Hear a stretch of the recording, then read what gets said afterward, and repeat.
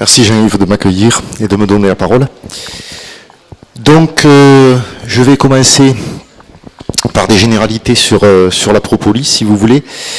Et après, j'ai préparé une synthèse de travaux scientifiques publiés qui montrent en fait vraiment des impacts de certains constituants de la propolis sur des mécanismes en fait de cancérigénèse, de formation des cancers. Donc on essaiera de regarder ça. Et bon, j'ai essayé de citer chaque fois les travaux scientifiques parce qu'on nous fait souvent le grief que ce n'est pas scientifique et parfois avec raison. Donc il est toujours bon de donner ses sources et ses références. Voilà. Donc,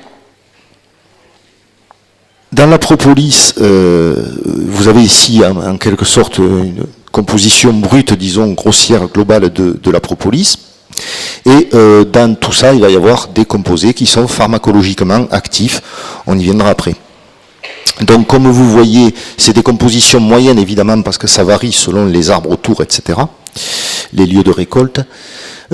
En gros, il y a des résines et des baumes qui représentent à peu près la moitié de la quantité de propolis, plus des huiles essentielles, des huiles volatiles.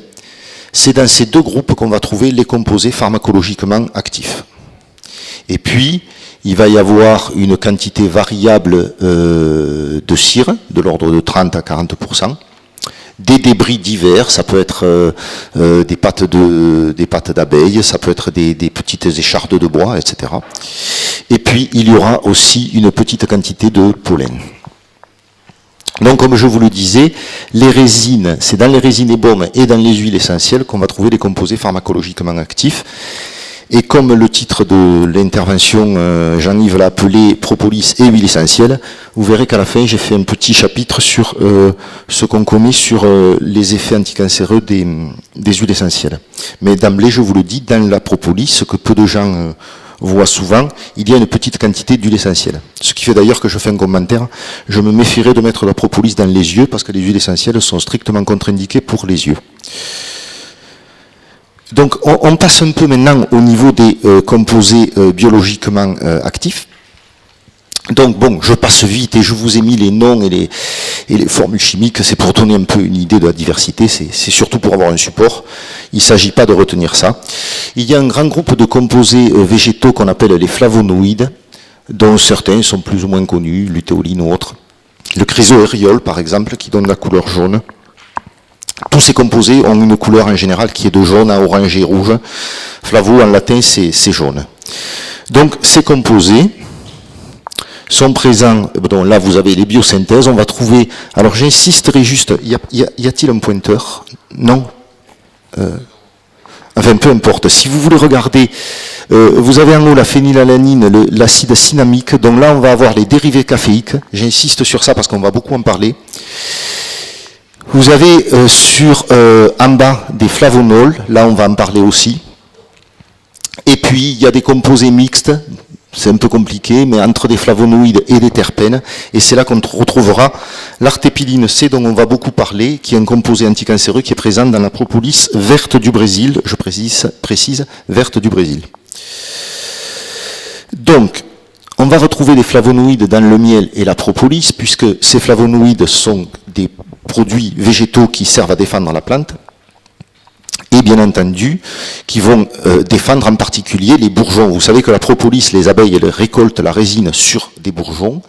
C'est les résines végétales qui entourent le bourgeon sont en gros des concentrés d'hormones végétales et de flavonoïdes, et de composés défensifs, et de terpènes aussi d'ailleurs, ce qui est parfaitement logique. Donc voilà, vous avez ici plein de composés flavonoïdes qu'on retrouve dans le miel et dans la propolis. Et puis dans le cas du cancer du pancréas, par exemple, certains flavonoïdes ont été mis en évidence. C'est par exemple la fisétine, dont on reparlera, en fait, qui est, voilà, ici, qui est, vous allez voir, un anticancéreux majeur de la propolis verte du Brésil aussi. Le resveratrol, qu'on retrouve aussi dans la vigne, en fait, qui est le plus puissant antioxydant connu. Et la pygénine, qui est un flavonoïde beaucoup plus répandu. Donc maintenant, je passe vite, mais bon, il y a bien entendu un intérêt prophylactique de prendre la propolis par rapport à des pathologies cancéreuses, qu'on ait des traitements chimiothérapiques ou radiothérapiques, parce qu'en gros, pour parler simplement, ça empêche de tomber malade.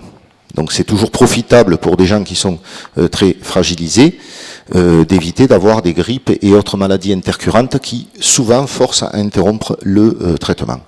Donc je passe vite, mais la propolis a des activités antibactériennes, antifongiques, antivirales. Donc vous voyez les staphylocoques, hélicobactères, etc.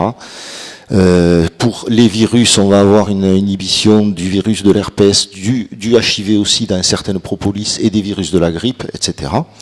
Donc la prise de cette propolis va permettre aux gens de garder en fait un meilleur état général. Et sur ce diapo, je vous ai mis en face des activités antibactériennes et des germes qui sont concernés, les molécules justement de la propolis qui sont responsables de cette inhibition. Vous voyez qu'on retrouve par exemple déjà dans l'activité bactérienne ici, voilà, l'acide caféique, on va le retrouver aussi dans l'activité antivirale, on le retrouve dans l'activité antifongique, et vous allez voir qu'on va en parler maintenant quand on va arriver aux effets directs de la propolis sur le cancer. Les dérivés caféiques sont parmi les composants essentiels de l'activité anticancéreuse de la propolis.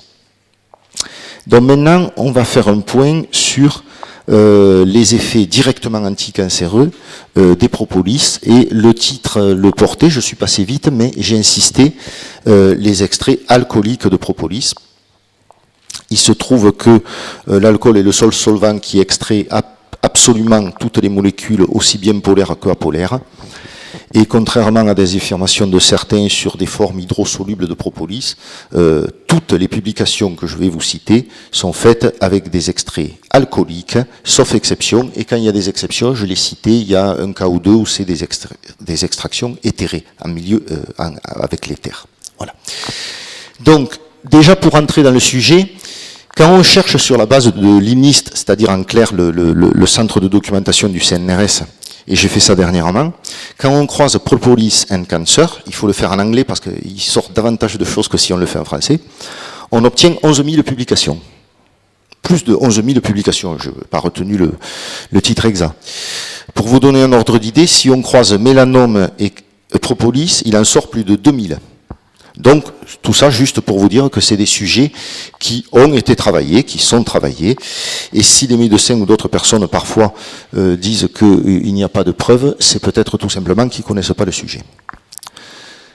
Donc, on sait globalement que l'action antitumorale de la propolis est due à la synergie qui existe entre ces différents composés. La synergie, vous savez, c'est en gros, pour parler simplement, 1 plus 1 égale 1000. Une synergie, c'est quand on associe deux composés qui ont une certaine activité et que l'effet global est très largement supérieur à l'effet additif. Est-ce que c'est clair pour tout le monde? Bon. Alors dans la propolis, vous comprenez qu'avec plusieurs centaines de composés, on peut avoir des synergies, et on a effectivement des synergies. Donc, les composés principaux qui sont impliqués dans cette activité antitumorale vont être les dérivés caféiques, comme je vous disais, des flavonoïdes, l'artépiline, qui est un composé mixte de flavonoïdes et de terpènes, et le clérodane aussi, qui est lui un terpène. Alors le clérodane, par exemple, a une activité cytotoxique puissante contre plusieurs lignées de cancers humains. Je passe, il y a beaucoup de choses à dire, donc je ne cite pas, vous savez lire les diapos, je ne cite pas les différentes lignées, parce que vous allez voir, il y en a quand même